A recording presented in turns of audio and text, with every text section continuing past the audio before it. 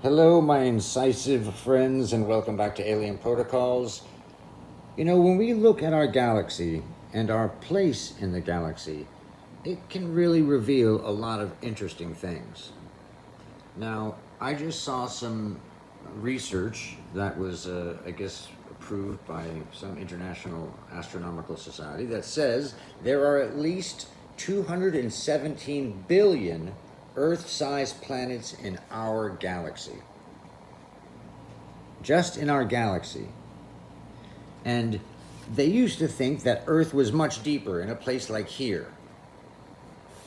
But more recently, we've come to the conclusion that Earth is more likely in a place like this, just between two spiral arms on the very outside of the galaxy. Cosmo? I'm talking about the universe and the galaxy. I know, you know all about it. Don't attack the pencil, please. It's very Cosmo, don't attack Earth. We need this planet. Okay, so here's Earth.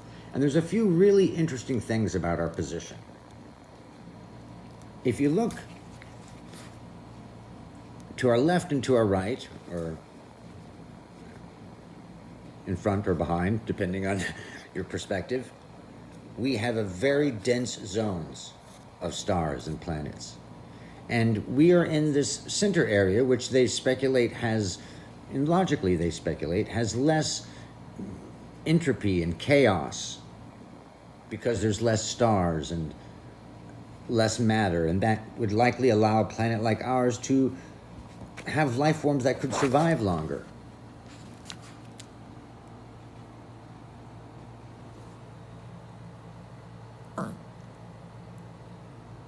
Do you agree, Cosmo? Okay, good. So when you look at the UAP and UFO topic, it's not unreasonable to make some assumptions. I know we've spoken in the past about the thoughts that more advanced civilizations would statistically be deeper into the swirls, and less ones, statistically less, would be behind us. But of course, that doesn't have to hold true. It just would mean statistically overall there would be more. You could find more advanced behind us still. But when you really look at our position, if we were in a band, of course we'd be surrounded by lots of stars. But because we're in the middle, we really are surrounded by more. A tremendous amount more. And when you think and believe, like I do, that we are being visited, and you start looking at the extraterrestrial possibilities, okay, so here's Earth, right?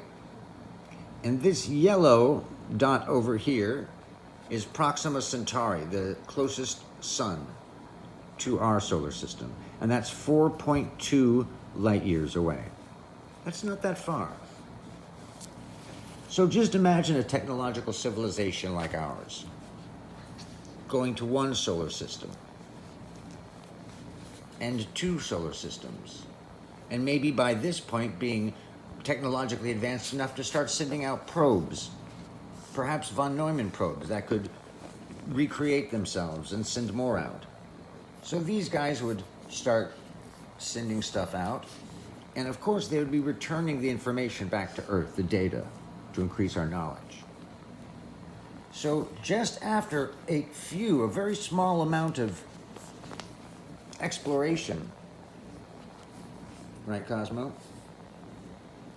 I think our technology would be so advanced. I think it would be so advanced we may even be looking at post-human or highly integrated biologicals with technology by this point. And it makes a lot of sense that we are being visited by probes, the emissaries of another intelligence. And Cosmos certainly teaches me that we can get along great with other species.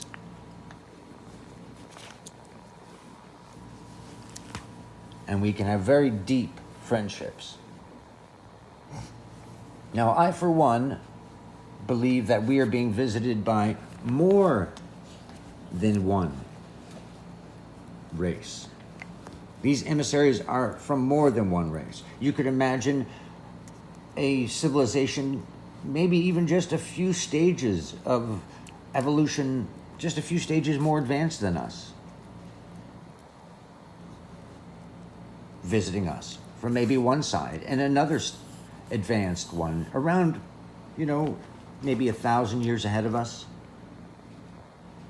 And it's interesting when you look at the, I think it's 1566 wood carving, and then there's another one like 1569, I believe it was, that showed these big battles of craft in the skies. Maybe there are more than one visiting us. And that is a compelling thought. And to me, it's also very compelling by the time you get to just a few amount of solar systems. Maybe 6, maybe just 10. By the time you get to that as a civilization, you probably are pretty darn close to post-biological. You may not even need to explore more than 10 solar systems before you decide to stop. And that you've garnered so much data and information that going to planets is less required. Doesn't that seem logical to you guys?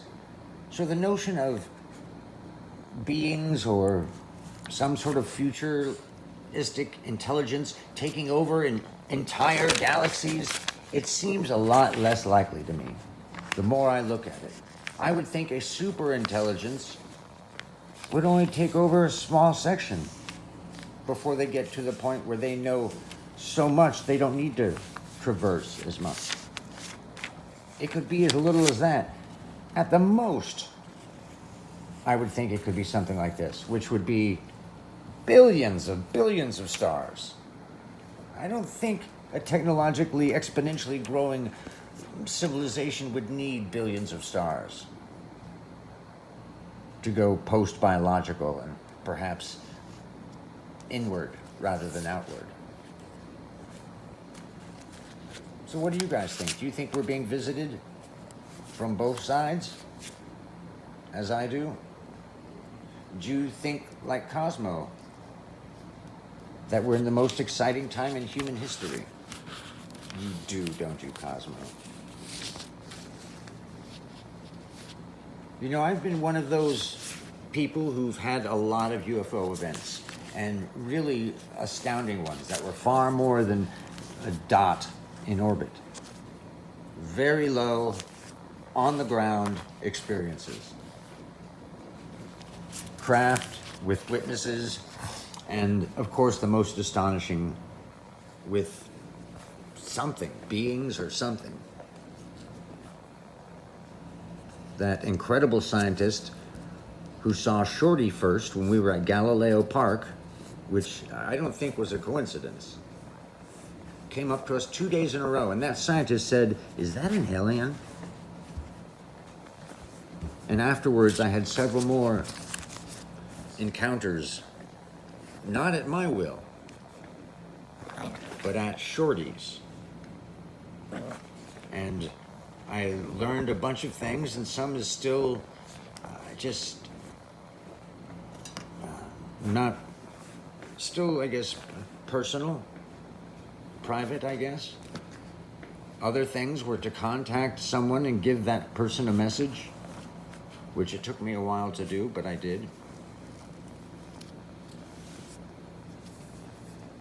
And something's very, very different now than throughout human history. They were much more observational in human history, and now they're very interactive. I think the nuclear age and the space age and our technological advancement has started a new era of relations with them.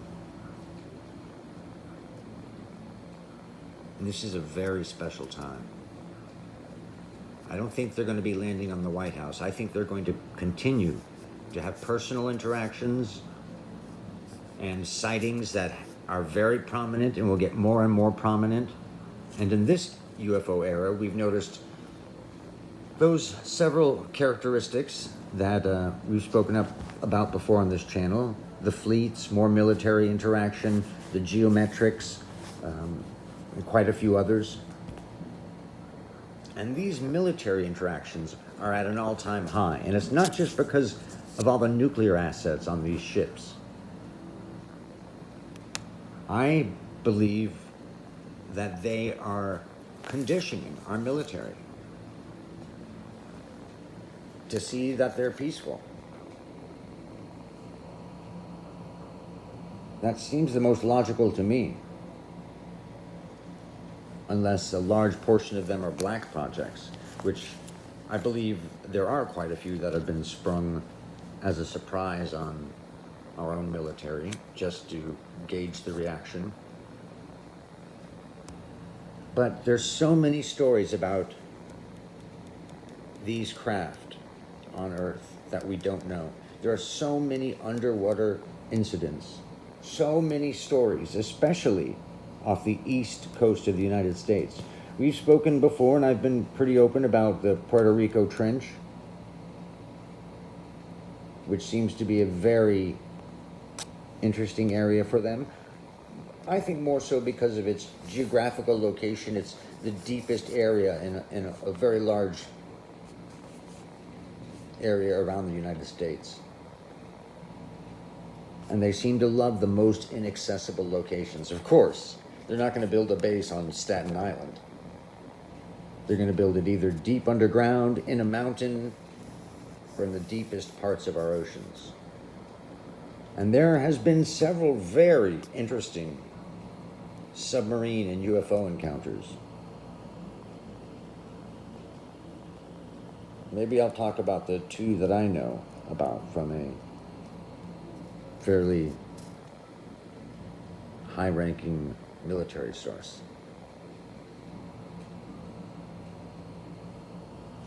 So look around, gang, and think about how quickly civilizations advance. We are being visited by emissaries. But emissaries of what? Are they post-biologicals? Are they one big hive at their technological level? You know, we really cannot trust any of our senses or our cognition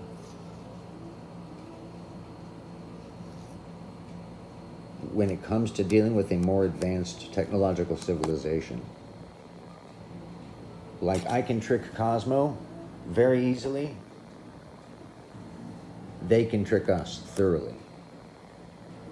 And as much as my technologies baffle Cosmo, theirs undoubtedly would do the same to us. But they're not trying to destroy us. I think one Tic Tac could destroy every, military on the planet. They're very overtly allowing us to see them and interacting with what it seems to be. They interact the most with very altruistic, peaceful, usually high intelligence people, which is very interesting. There's a lot of conjecture they can read our thoughts. Maybe they can read time itself. They can know what you're going to do in the future. Maybe they can manipulate in profound ways the very nature of space and time, reality and history. In a future episode, we're going to explore some of these possibilities that they might be able to do. I would love to hear your thoughts about this. Much love.